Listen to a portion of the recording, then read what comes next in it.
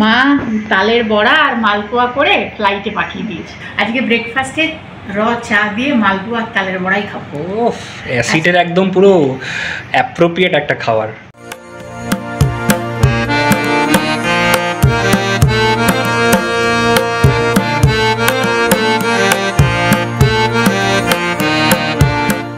মানে fried rice হোক, পোলাও হোক, যাই হোক না কেন, 1 নম্বরে বিরিয়ানি, 2 নম্বরে আমার ভাত।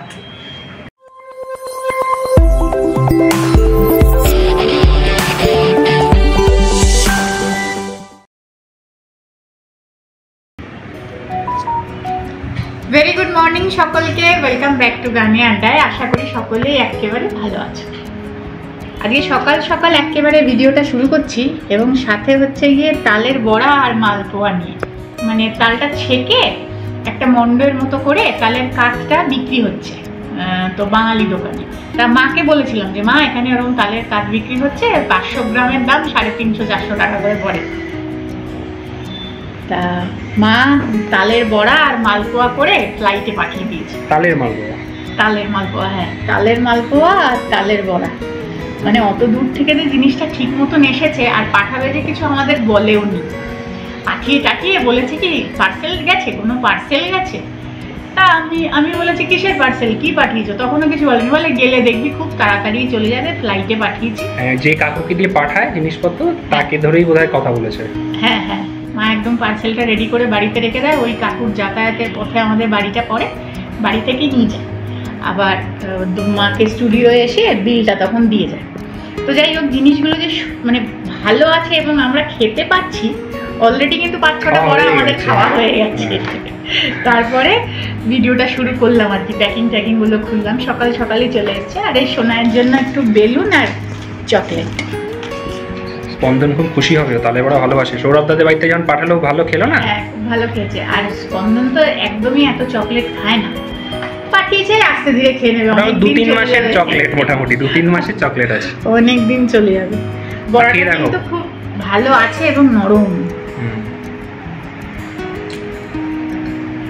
ভালো আছে, নরম আছে। মালপোয়াটা দেখো, জিনিসগুলো নষ্ট হয়ে যায়নি, এটাই ঠিকঠাক। হ্যাঁ,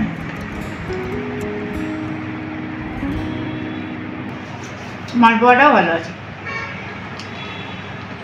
আমাদের বাড়ি থেকে এগিয়ে গিয়ে একটা চালের দোকান আছে, আমাদের পাড়াতেই ওই দাদারাও থাকে।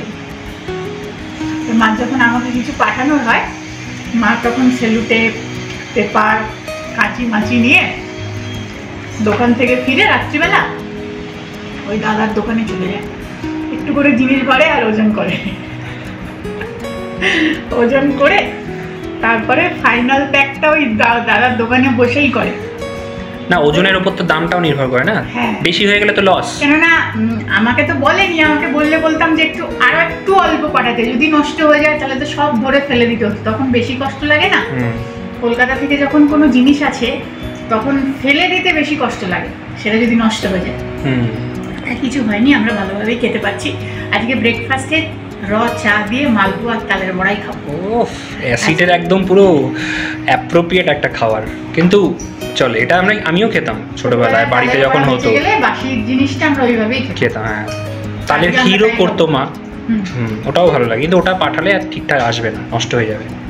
তালের ক্ষীরে নারকোল দিয়ে করলে ভালো হয়, কিন্তু নারকোল দিয়ে এই 2 দিনও ফ্লাইটে থাকতো না। যাই হোক, ভিডিওটা আজকে তাল দিয়েই শুরু করলাম। তালের বড়া কলকাতা থেকে পাঠানো, পুনেতে বসে মার হাতের পাঠানো জিনিসটা যে ঠিকঠাক মতন এসছে, এটাই হচ্ছে গিয়ে বড় ব্যাপার। একদম, নষ্ট হয়ে গেলে ভরে ফেলে দিত। যাকে আমরা ব্রেকফাস্ট করে নিই। আজকে অয়ন স্পন্দনকে স্কুলে দিয়ে আসার পথে একটুখানি কাতলা মাছ নিয়ে এসছে, একটা চটপট রান্না তোমাদের দেখাবো। ব্রেকফাস্টটা করে তারপরে রান্নায় যাচ্ছি। মাছটা ধুয়ে নিয়েছি, এবার একটু নুন হলুদ মাখিয়ে নেব।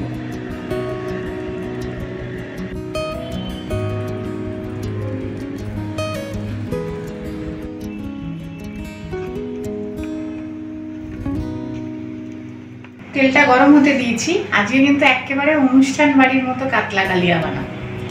মানে বেশি মশলা লাগে না গো, ঘরের মশলা দিয়েই হয়ে যায়। শুধু একটু মানে একটু দামি মশলা বলতে সামান্য একটু জয়িত্রী আর জায়ফল দিলে ভালো লাগে, তাও আজকে আমার জায়ফল নেই, শুধু জয়িত্রী দেবো।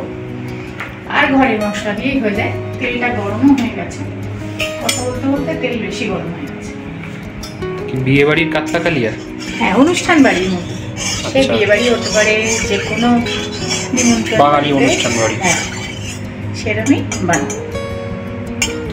মাছটা বেশি কড়া করে ভাজবো না, একটু হালকা করেই এপিট ওপিট ভেজে নেব।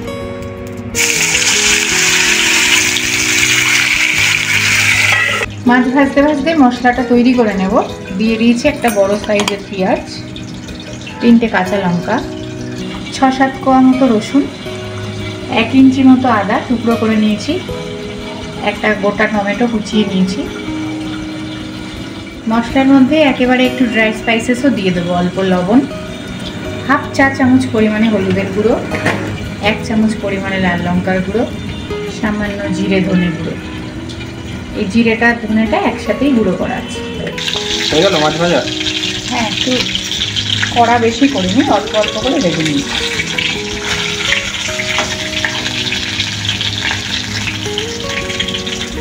মাছটা ভেজে তুলে নিয়েছি। এবারে 2টো ছোট এলাচ আর 1 টুকরো দারচিনি, একটা তেজপাতা ফোড়নে দেব। আর এখানে একটা তেজপাতা, একটু জিরা, একটু ধনে, একটু জয়িত্রী, 2টো এলাচ আর দারচিনি একটু ড্রাই রোস্ট করে মশলাটা গুঁড়ো করে নেব। ফোড়ন থেকে গন্ধ বেরিয়ে গেছে, এবার বেটে রাখা মশলাটা দিয়ে দেবো। এটা পেস্ট করলে? হ্যাঁ।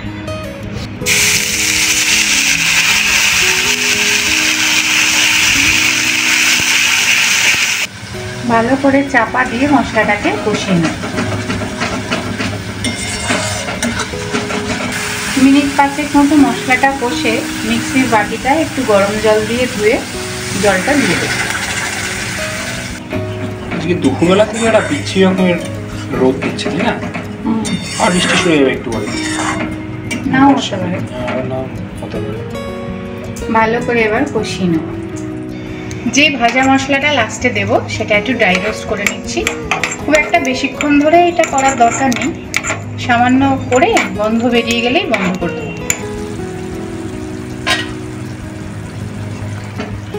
মশলাটা দিয়ে সুন্দরভাবে তেল ছেড়ে গেছে। এবারে দিয়ে দেবো 2 চামচ মতো টক দই।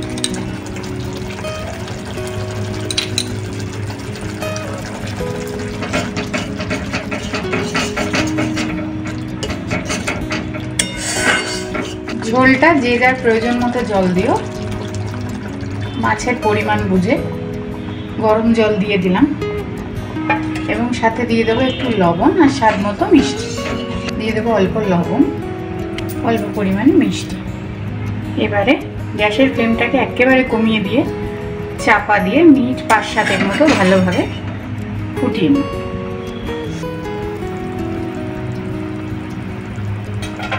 ঝোলটা ভালো করে ফুটে গেছে, এবারে মাছগুলো দিয়ে দেবো।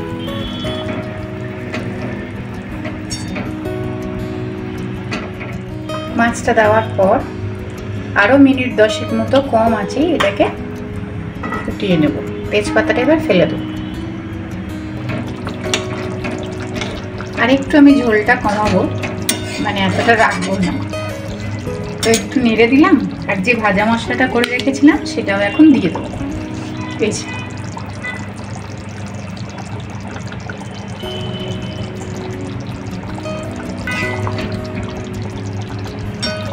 আর একটু ভালো করে নাড়িয়ে আবারও মিনিট 5 মতো চাপা দিয়ে ফুটিয়ে নেব।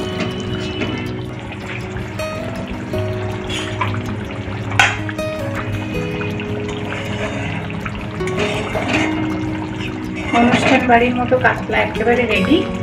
কাতলা কালিয়া, ওই কাতলা কালিয়া রেডি। গ্যাসের ফ্লেমটাকে বন্ধ করে 1 চামচ মতো ঘি দিয়ে ঢাকা দিয়ে 10 মিনিট রেখে পরিবেশন করব।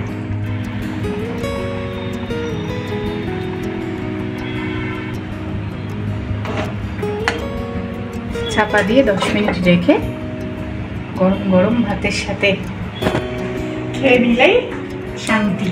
খেলা শেষ। কি রোদ্দুর, আজকের মধ্যে দাঁড়াতে পারছি। তোমার না মুখ টুকলা জ্বলে যাচ্ছে।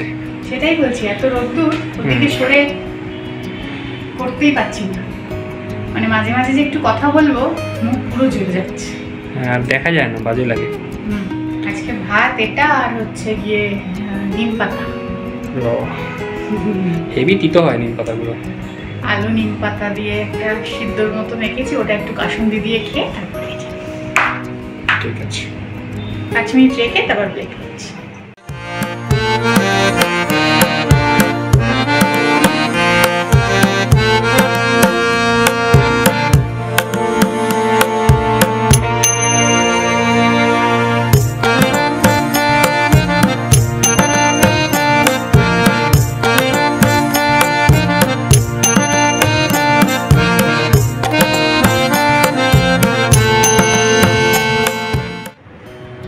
দেখতে কিন্তু সেই হয়েছে। না, আমি ইচ্ছে করে একটু কাশ্মীরি লঙ্কার গুঁড়োটা কমই দিলাম, 3টে লঙ্কা দিয়েছি তো, খুব ঝাল লঙ্কাগুলো। আর একটু লঙ্কার গুঁড়ো দিলে আর একটু লালচে হতো। তো যাই হোক, আমাদের অনুষ্ঠান বাড়ির মতো একেবারে কাতলা কালিয়া রেডি। স্পন্দন এসে গেলেই গরম গরম ভাতের সাথে। এটা ফ্রাইড রাইস দিয়েও ভালো লাগে কিন্তু, তাই না? শীতকালে যে ফ্রাইড রাইস দিয়ে খাওয়া হয়, একটা জায়গায় দুটো খাওয়া হয়ে যাবে। মানে ফ্রাইড রাইস হোক, পোলাও হোক, যাই হোক না কেন, 1 নম্বরে বিরিয়ানি, 2 নম্বরে আমার ভাত। যাই খাই না কেন মনে হয় একটু ভাত হলে ভালো হতো। তাহলে ভিডিওটাকে আজকে এখানে শেষ করছি। তোমরা অবশ্যই একবার বানিয়ে খেও আর জানিও কেমন হলো খেতে। তাহলে এতটুকুই আজকের মতন থাক, পরের দিন আবার নতুন ভিডিও নিয়ে দেখা হবে খুব তাড়াতাড়ি।